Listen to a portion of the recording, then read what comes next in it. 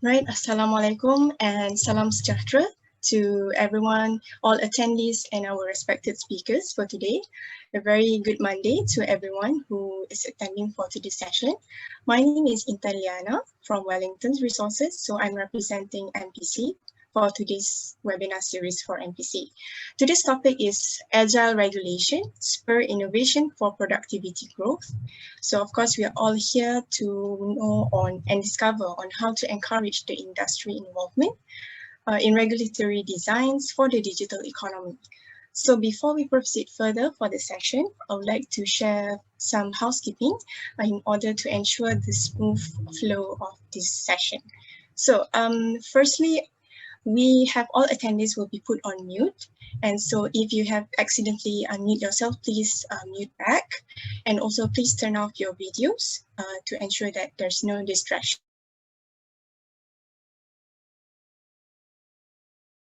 Open chat feed in the chat.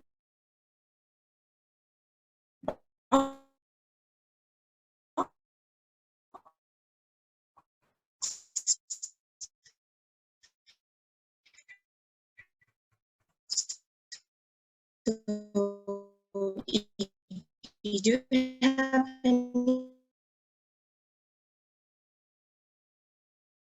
President of Malaysia Semiconductor Industry Association. So without further ado, please take the floor.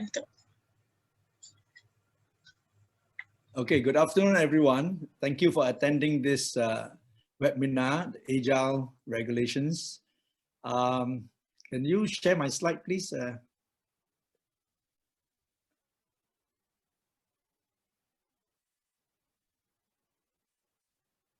Okay, thank you very much. So this topic is quite an unusual topic. Normally when we talk about regulation, we all need to comply to regulation. But what we're going to talk about today, this afternoon, is to look at whether we can implement agile regulation to spur innovation and productivity growth so that we are not tied down to this specific regulation. Next, please.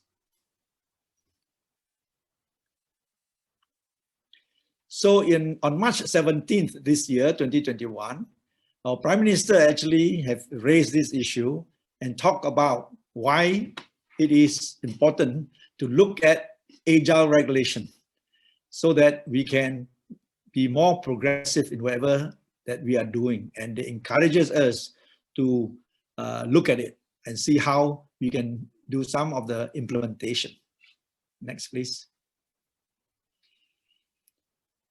The pace, scope, and complexity of new products, services, business models actually drive lots of changes and especially challenges some of the existing laws and regulation because technology have made tremendous progress, but our regulations is still the same. Next, please. So most of our Malaysian regulations are prescriptive. They tell you this what you can do, this what you cannot do, and so on. Okay, but however, if you keep following these with all the changes that's already done in the industry or in the service sector, then we could lose opportunities to become an industry frontier and become a leader in competitiveness. Agile regulations is based on performance and best practices, and they are, some of the approaches to a better solution, for implementation. Next, please. So some of the concept of agile regulation is focusing on outcomes instead of rules, responding to change following a plan, or encouraging wider participation over control, and fostering self-regulations. So we don't want you to follow regulations blindly when things have already changed for the better, and there is a better way of execution, implementation, and monitoring. So this is food for thought, and we will discuss some of this more. Next, please. I've put together a few case studies. One of them is a high-rise building, and that is for hospital. Okay, the fire department in Hong Kong do not allow a building more than 48 meters due to fire engine capabilities. And in Hong Kong, the hospital building that they are thinking of building is 148 meters in height. And so they have to go through with all the regulations that the fire department in Hong Kong has put together. So for example, they say that if you have this tall building, how are you going to evacuate the people in the building? So one of the requirements is that they need to have a fireproof compartmentation area for each floor in order to overcome this requirement. And so they design that in. They need a primary air supply unit for every floor to avoid cross-contamination. So they design that in. So what we are saying is, after many reviews of what can and cannot, they also added in a fire department audit twice a year just to confirm everything is okay. Changes need to be reported, and some of these requirements were put in place to satisfy the fire department's concerns. And as a result of that, the fire department basically agreed to a taller building or a higher building. And this is what we mean by agile regulation, in the sense that when a requirement is in place, but changes in the way buildings are built, how compartmentalization can happen, how rescue can happen, all that put together will satisfy the fire department requirement. So they approve this change.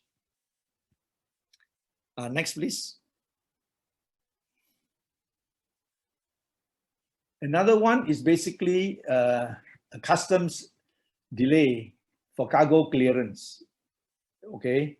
Now, currently, what happened is that they could not clear the customs in time.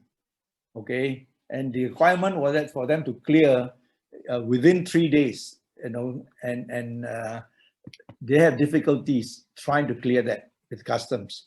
So they had a case study, so to speak, working with the customs to identify what are the bottlenecks, why these bottlenecks are there, and why is it required, how can they overcome some of these issues, and so on. They work on it, spending a lot of time with the customs, and they were having 6 procedures that took up to 4.5 hours to complete. They managed to bring down the procedures to 3 and completed in 60 minutes. And there are other requirements that the customs needed, which on evaluation found that actually is not really necessary, because there are other compliance that have already taken place to allow the clearance of the cargo. So that again was able to be done, and then facilitated a faster movement of goods to support Asia Pacific clients from Malaysia. Next, please. And then there's also another one on high voltage relay calibration. Okay. This regulation actually applies in many countries. Okay, some of them is once a year, some twice a year, and so on. And some countries, like in China, they extended from once every 3 years to nearly 5 years. Okay. However, in some countries, like in US, they have totally waived. There are no more inspection. And in Saigon, they have obtained waiver as well to perform until the next 2 years later. Now, why is that? Because the company has put in new ways of protecting the relays and monitoring the relays and higher quality relays because of technology. So they have shown that with the technology, before that failure comes in, they would have known. And so now they are in the process, at least US, they've already allowed them to do the wave, to no inspection totally, because they have shown them the technology. And once this technology is implemented into Malaysia and China, they believe that they will also do the same. So, we can't just blindly say that, okay, every year I need to do inspection. But when things change for the better, we have better technology and better system, better even IoT kind of stuff where you can get information right away without going to the site. You can actually look at it and say, okay, let's be let's look at the outcome and make the necessary changes. Next. This is another one that have 2 inspections and 2 times of shutdown in a year. Hey, by the way, the previous one, to do the inspection, they had to shut down for 2 to 3 days. So if without the shutdown, you actually save 2 to 3 days. So there's quite a significant savings there. Case number 4 is 2 inspections and 2 shutdown a year. Relay calibration once every 2 years, and then machinery inspection 15 to 36 months. But however, machines have also changed. Now they have very modern self-monitoring machines. And just now we talked about relay calibration, and they are working with the regulatory departments to see whether they can jointly do the inspection together, and also look at whether they can lengthen that inspection instead of every 2 years to maybe 5 years and so on. So this is another area that we looked at, and I hope they can get positive results soon. Next. So Agile regulation, especially for the 4th industrial revolution, the government is open to support transparency and participation in regulatory process. For the Industry 4.0, it is vital that regulators engage citizens and stakeholders in a way that upholds accountability and earns trust. And Industry 4.0 actually provide solutions that are reliable, that are more competitive and more reliable way of collecting data and analyzing data. So let's look at it and see how this can help in the improvement of the factory, the equipment, and the way things are done. Of course, regulatory decisions should be made on an objective and impartial and consistent basis without conflict of interest, agenda, bias, and so on. But we should look at it clearly from the technology, from the process, from the outcome, based on the best ideas, best products, and best business models, especially when we implement Industry 4.0. Next, please. So why Agile regulation is important? We need to keep up with the pace of changes. Every country is making changes so that they can be at the frontier of the competition. So should we. And making the legislative process faster, agile, and adaptable. This is something that we must challenge, that not everything is set in stone, but however, if you can make the necessary changes and get the authorities to look at that without violating the laws, but changing to a better way of doing things and more effective way, including the positive monitoring, why not? And last but not least, to fostering business, so that people who want to invest in the country, or even our own companies expanding in the country, will realize that, hey, we are adaptable to the new business landscape, new technology that relies on outcome-based regulations instead of prescriptive regulation. Thank you very much.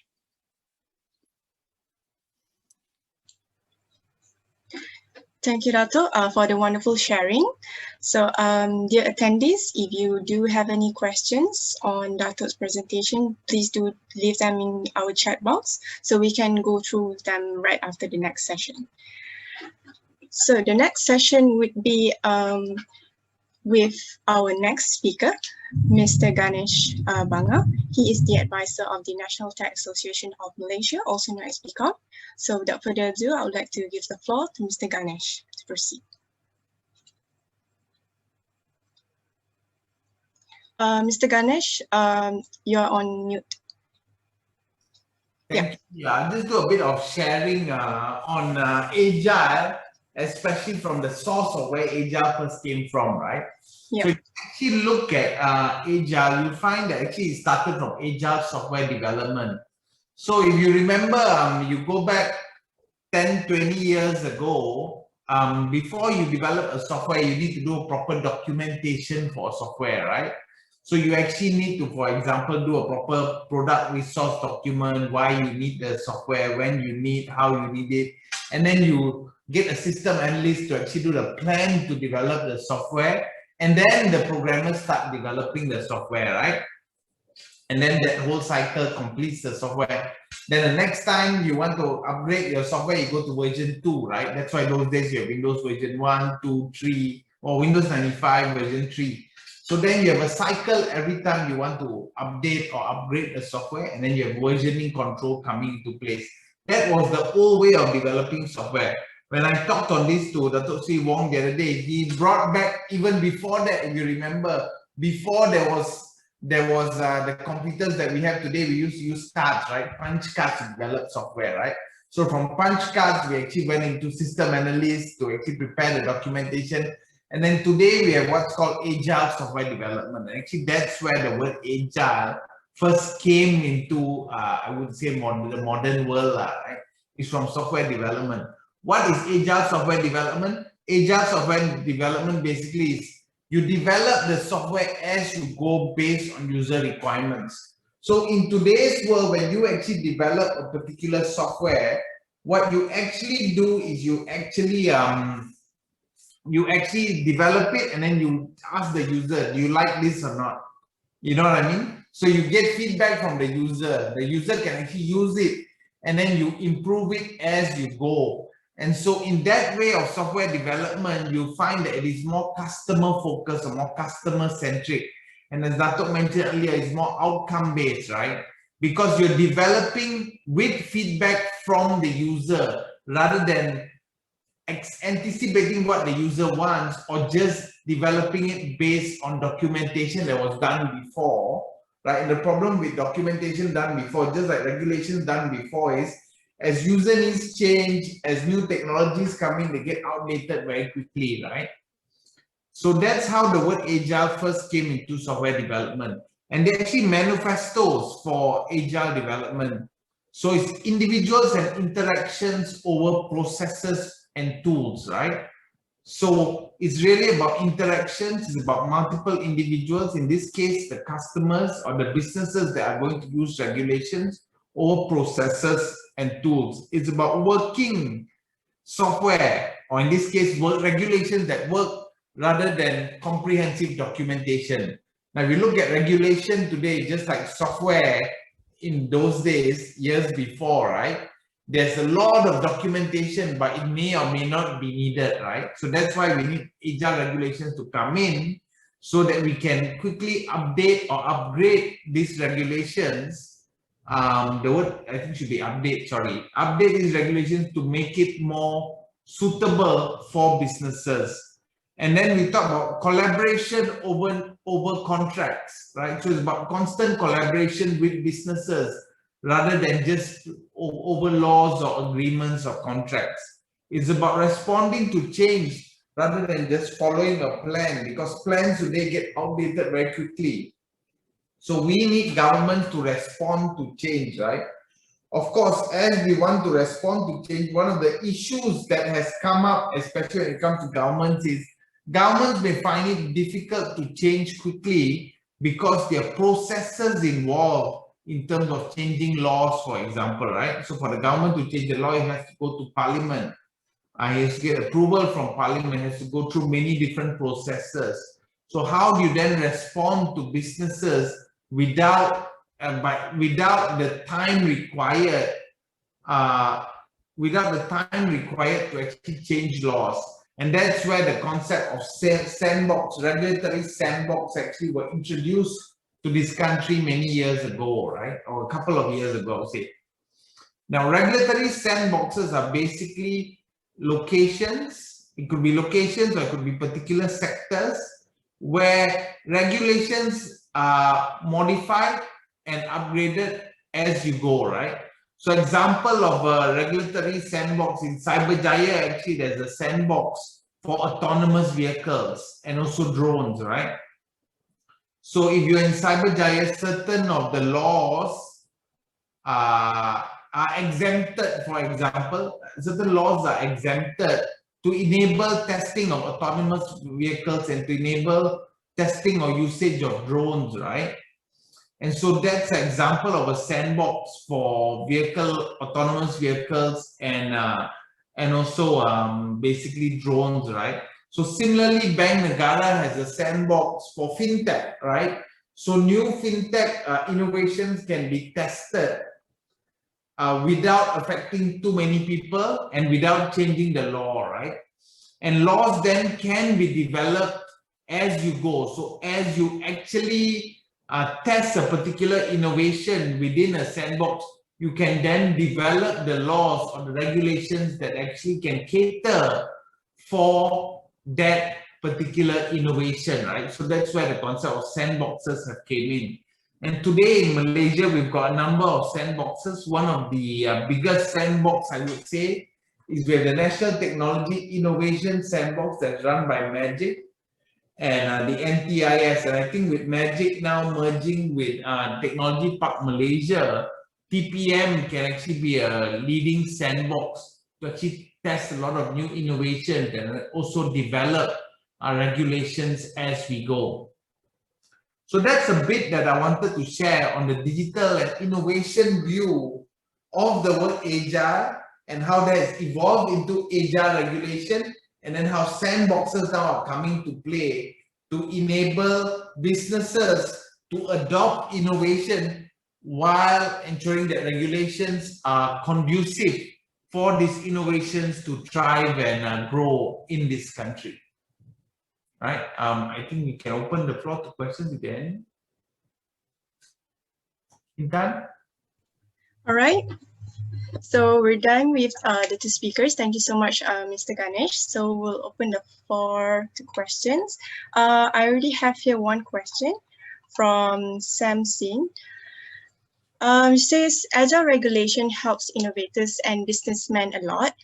And regulation is changed rapidly, right, to meet the needs of businessmen who have invested in the technology. So wants to know, what about consumer, and will this erode consumer rights and protections?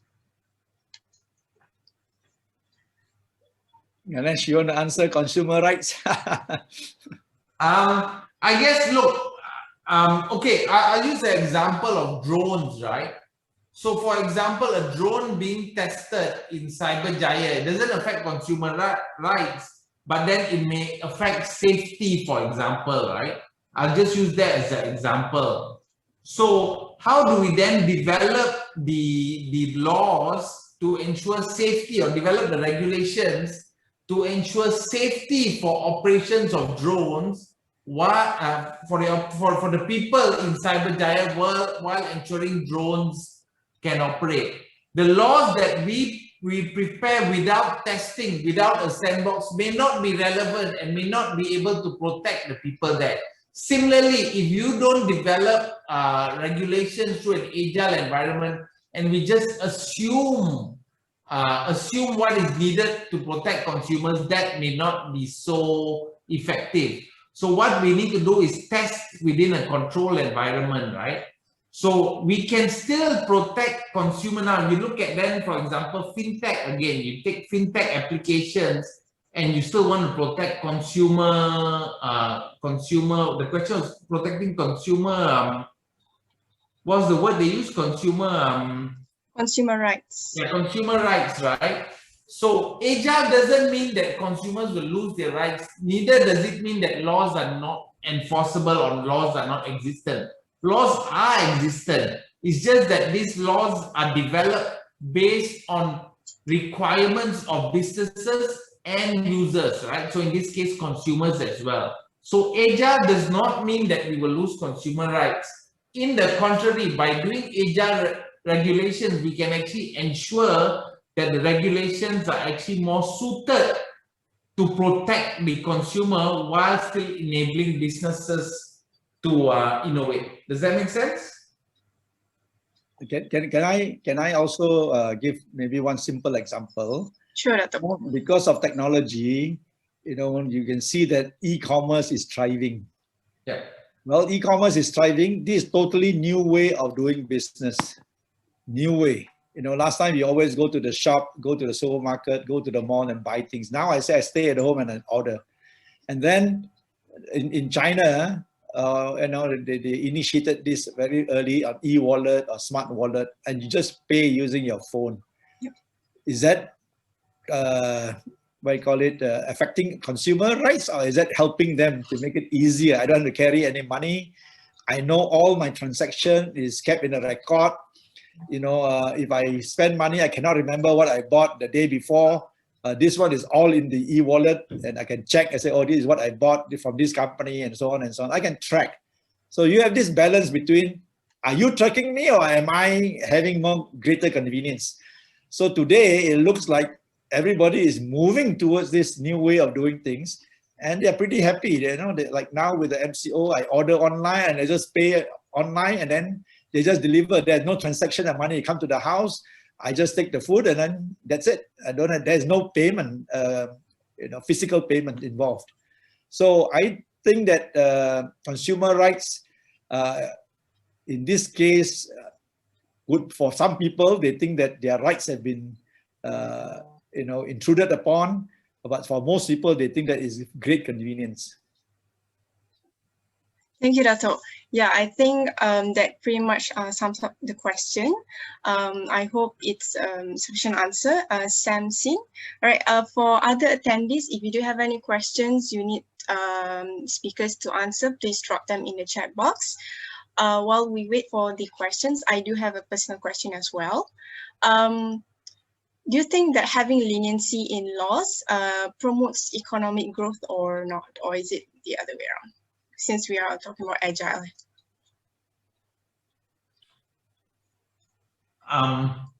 Dato, do you want to take that or? Okay, as for me, I don't think we need to look at whether leniency in laws or not. I mean, when we make a law, we have to comply to the law. It's not like we make this law and then we say, okay, we can stretch it to the left or stretch it to the right. We just have to be clear about what the law is and for what purpose. So complying to the law is to me most important rather than being lenient. If you want to be lenient, then change the law. You know, I mean, that to me will be better versus trying to stretch it left or right, and after a while people get confused. You know, then people think that they can get away with the law instead of complying to the law. So I would not advocate being lenient or being strict.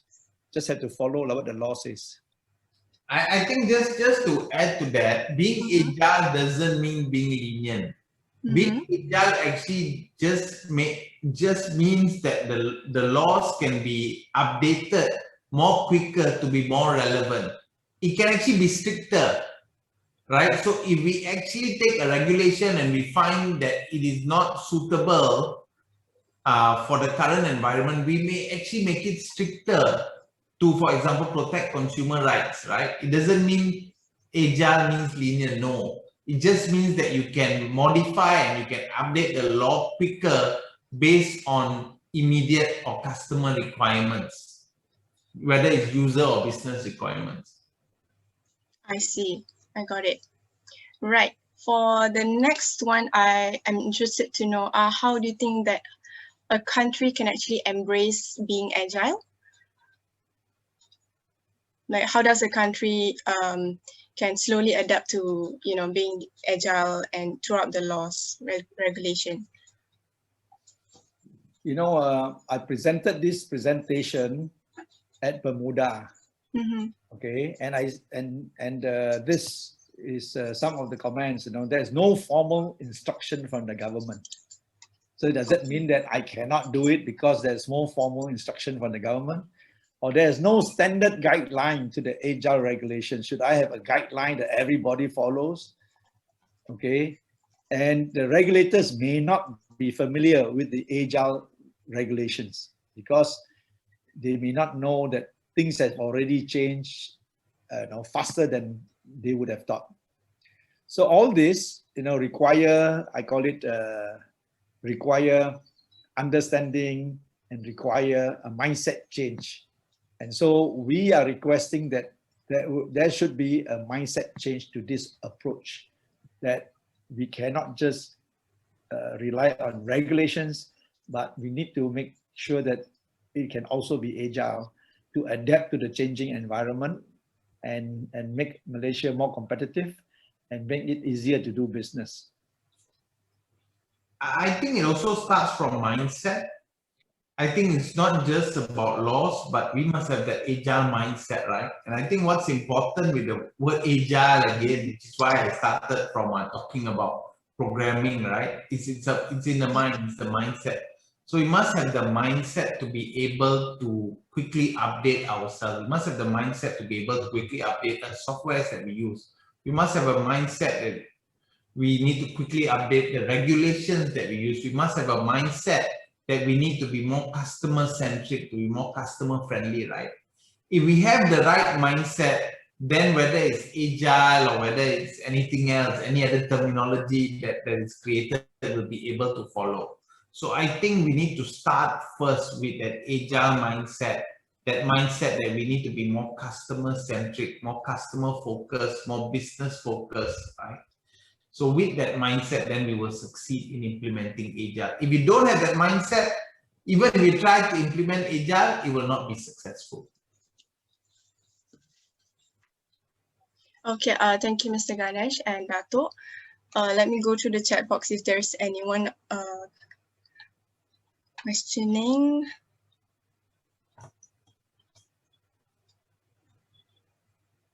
Okay, it seems that we have answered a few.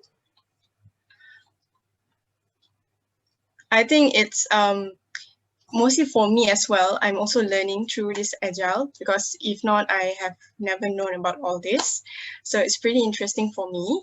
I would like to know more on like how's the procedure like for this Agile regulations. Is there any specific regulations to do? I think just now from my examples, we already shown that some of this so-called where regulations do not allow, after sitting down with the people, with the regulators, you know, if there is a fire department or the customs or whoever, or the E who have this requirement of relay inspection and so on, they came to the conclusion that, okay, you know, some of the changes, they are so far ahead in some countries like US and even China, that Malaysia is already doing, but then our regulation did not change. And so they have requested us, after benchmarking with other countries, to see whether our regulations can be agile and adapt it to the new technology that's implemented in the factory. And I think the government regulators are warming to it and say, yes, some of them can be done straight away. Some requires further discussion and evaluation, which the company are willing to sit down and work through with them to show that what they have done is actually good enough for the regulation to be either adapted or agile or changed to modify to suit the current environment. So yes, it can be done. Okay, thank you for addressing the question. We have another question coming in. Agile regulation will provide many benefits to enterprises that innovate using technology and rapid change.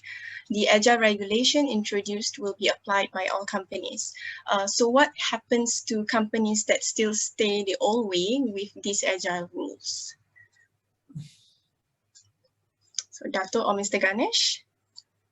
I think companies that don't innovate will be out of business anyway, right?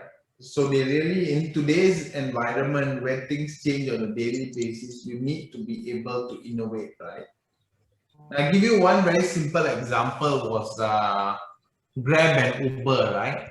Now we didn't have agile regulations at that time, and for a period of time, I think Grab was actually in a gray area of being legal or illegal because there was no laws to actually regulate ride-hailing, online ride-hailing at that time, right? Now, so we didn't have agile regulation, but yet the competitor of the ride-hailing apps was what? The taxi. Remember those days you have taxi companies? Right? I was born then. I'm not sure that you were Intan, but those days when we want, I was. When we want a taxi, we pick up a phone and we call a cab, and then the cab comes to our place. Remember, you give the address, etc. Sometimes the cab comes, sometimes the cab doesn't come. Right? 50% of the time, I remember the cab doesn't come. Right? Yep. Right, and then another 50% of the time, you can't find your house. right? Yep, correct. Just because we didn't have Agile regulations, Grab still came, Uber still came and dominated our market. And I think those cab companies that were actually making phone calls are actually out of business, right? Or at least not doing that well, right? Right? So I think there's no two way around it. You either innovate today, whether there's Agile regulations or no Agile regulations. If you don't innovate, you'll be out of business. So it's all of the matter of trying to race past all this rapid growth. Yes. Yes. Agile regulations is just for the government. It is a methodology. It is a method for the government to be able to allow innovation to thrive legally in the country. Innovation will still happen legally or illegally. It's just that we have Agile regulation. It will be a legal way for us to enable innovations to thrive in the country. Okay, got it. Thank you. I think that pretty much answers my question. Sure. Yes, and the question from Samson. Right, we have another question from Chit Koo. Are certain metrics or threshold necessary to justify the needs or right time for taking up agile regulations in a particular industry? I think Dato, this may be more for you. No, I think, when you're running the company, I mean, just like the relay inspection, if that relay has never failed for the last 10 years, and every 2 years you are checking, I mean, you start questioning, what are we doing?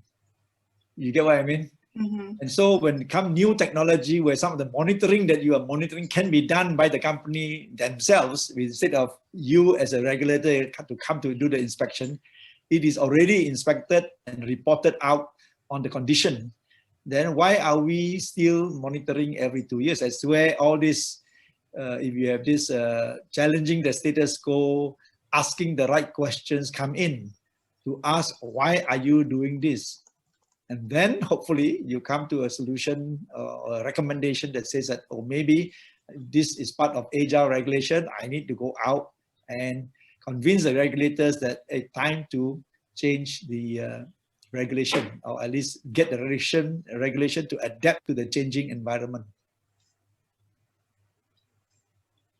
Okay, thank you, Dato. Mr. Ganesh, do you have anything to add? No, I think I agree with Dato Sri Wong's point on that particular point. All right, great. So as I'm learning through what is Agile regulations, is there any a certain body, or how does the process go like if, let's say, one wants to legalize a certain regulations in their company? Just wanted to understand that a little bit better. Is it possible? Well, I think first of all, you must have the mindset that if you have a good case, you can always bring up to the regulators. Okay. I think that will be the first thing. And don't be afraid about it is already in the books, therefore I need to follow. Where it doesn't make sense, I think it's about time you bring it up for consideration. And there are many avenues for you to bring it up. If the regulator do not agree, you have Muda, you have Bermuda, you have many channels that you can bring up for consideration and argue out your case.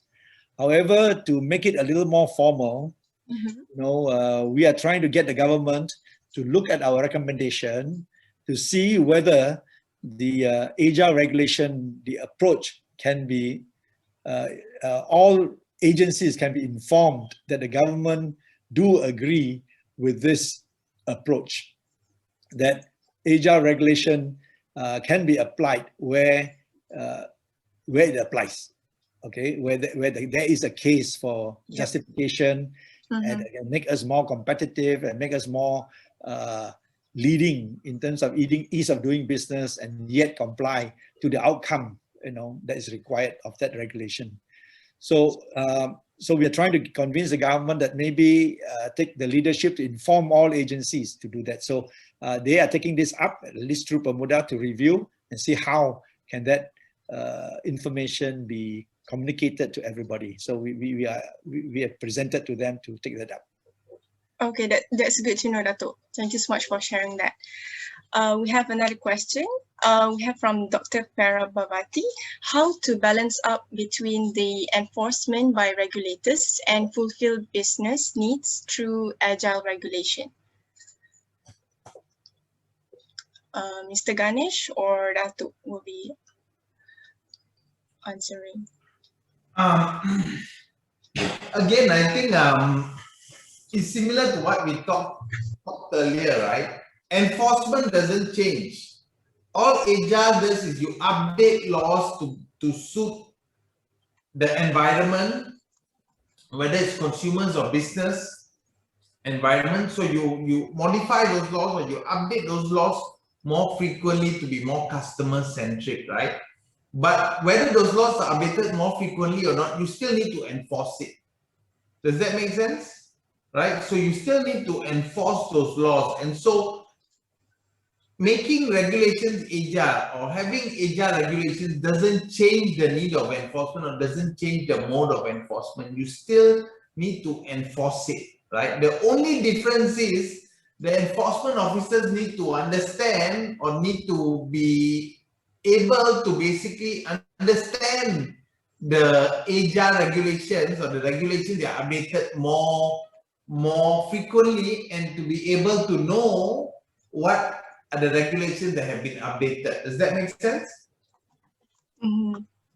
And also, I want to just interject here. There's also got to do with the earlier question that says that some of the companies have moved forward because of technology, and some have not adopted the technology.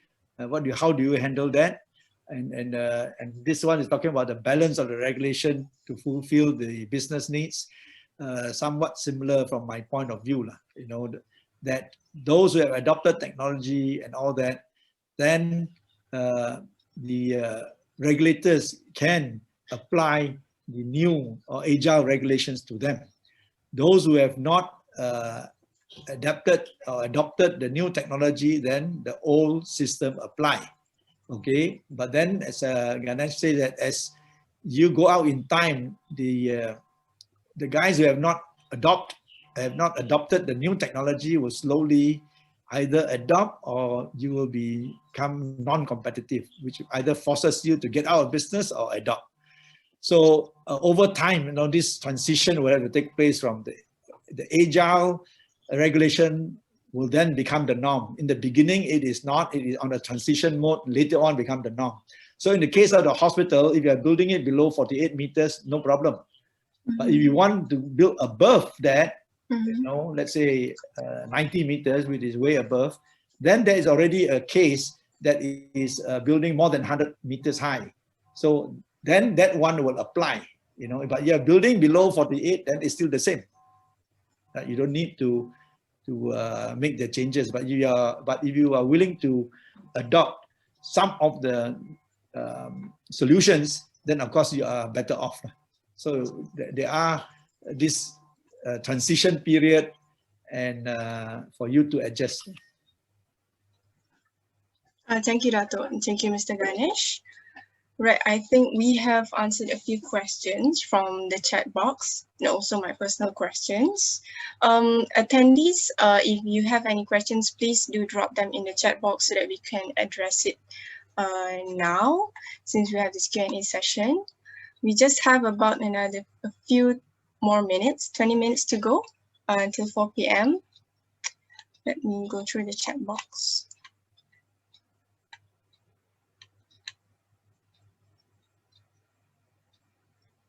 Right, I think everyone have answered and questions.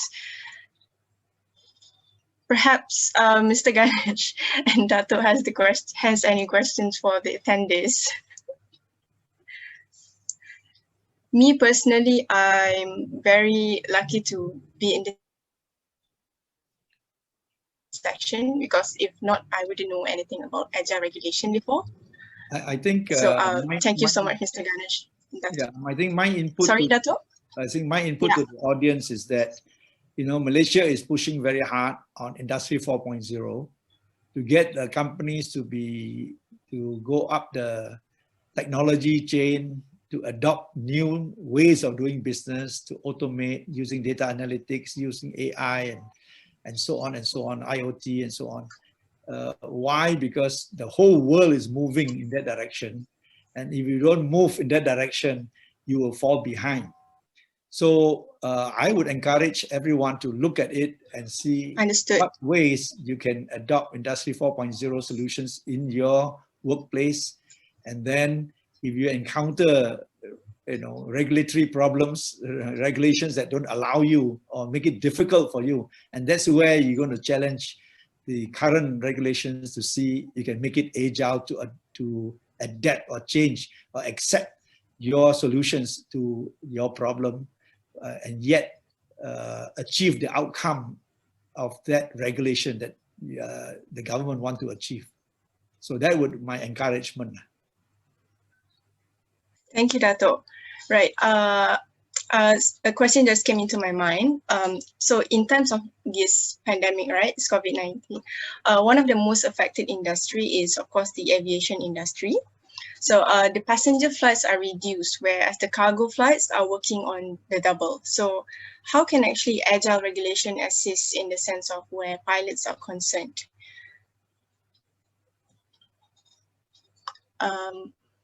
Mr. Ganesh or Dato could be answered.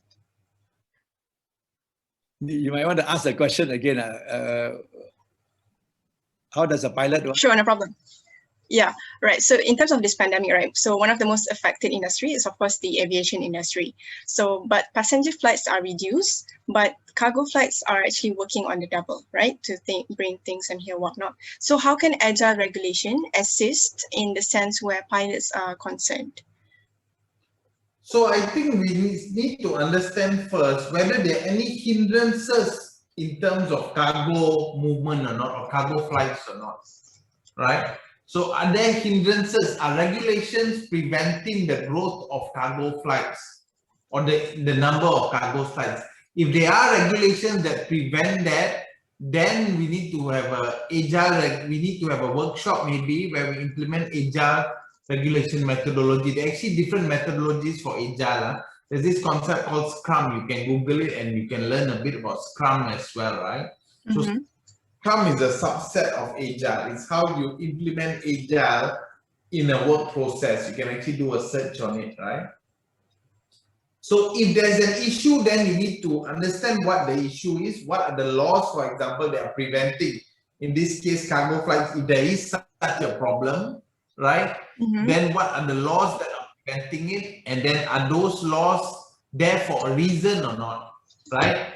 If those reasons that those laws are there are no longer valid, right? So for example, a law that prevented cargo flights could be there because of certain reasons, right? And those reasons could no longer be valid because today technology has improved airlines so much that those laws are no longer relevant. So then should those laws be changed or not, right?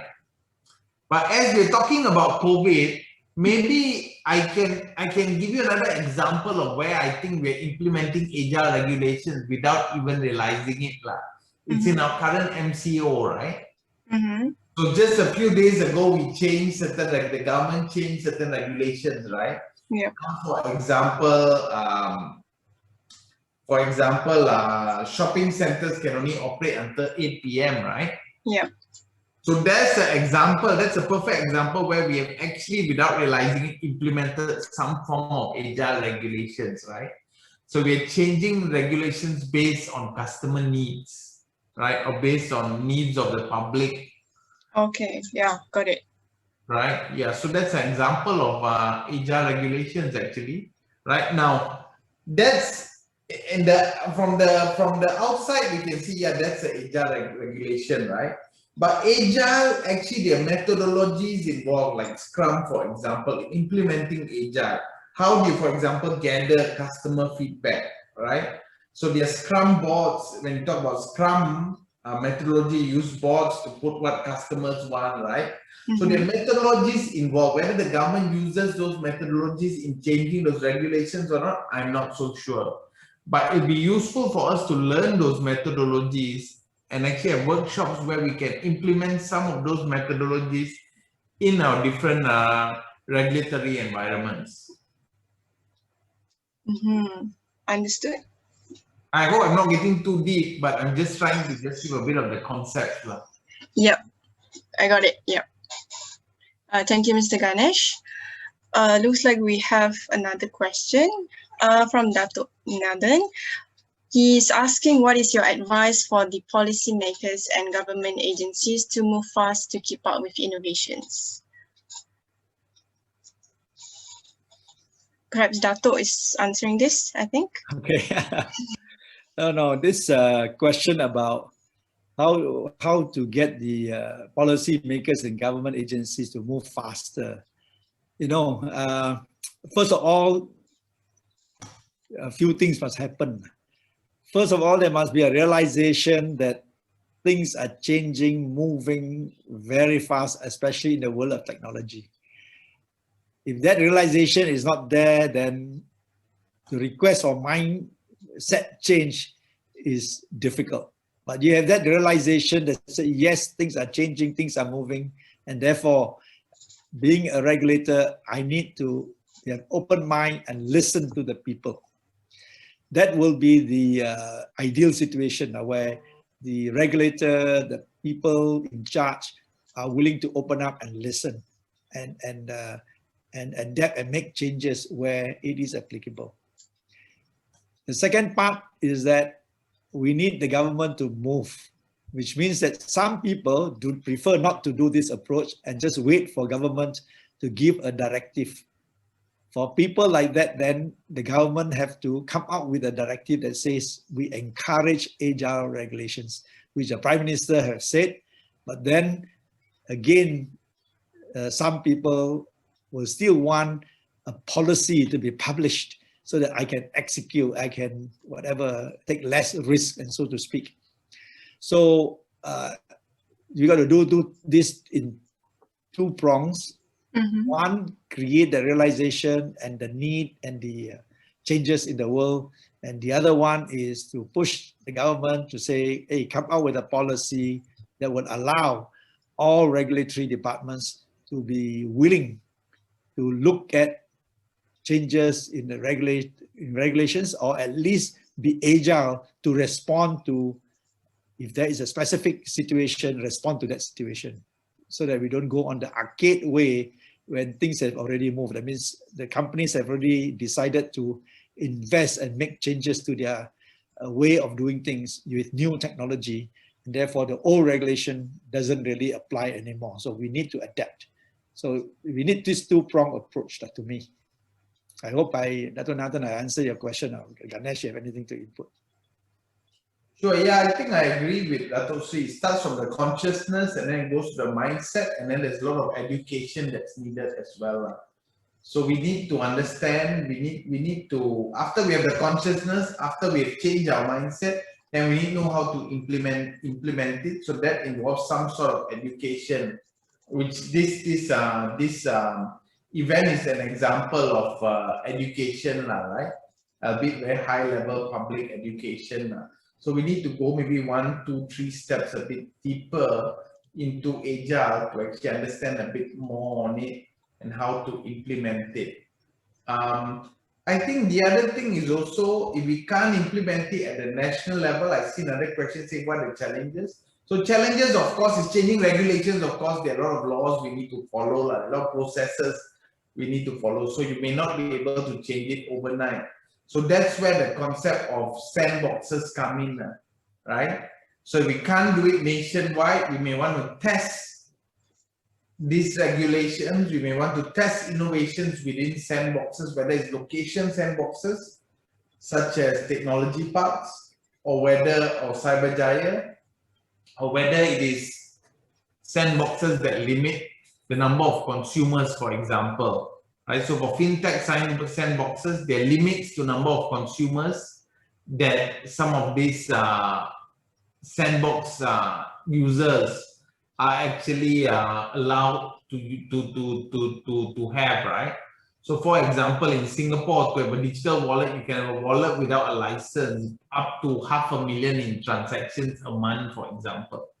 Right, so that's an example of a sandbox. So you can put limitation factors within sandboxes to test first, and then as we get used to it, as we understand how it works, then we can implement in a more mass scale. Okay, thank you so much, Mr. Ganesh and Dato Wong. I see that Mr. Ganesh has also answered the last question that we're having before we wrap up, which is the potential challenges. Thank you for answering that. So I think we have already reached the end of the session for today. So I'd like to thanks once again to Dato Wong, Seri Wong, and also Mr. Ganesh for being very wonderful at sharing. Also, before we wrap up, we would like to have one photo session with the participants. If that's all right, please everyone open up your cameras so that we can have a group photo together. Right, before we end, thank you so much to the organizers for this webinar series, and we hope to see you again soon. Right, so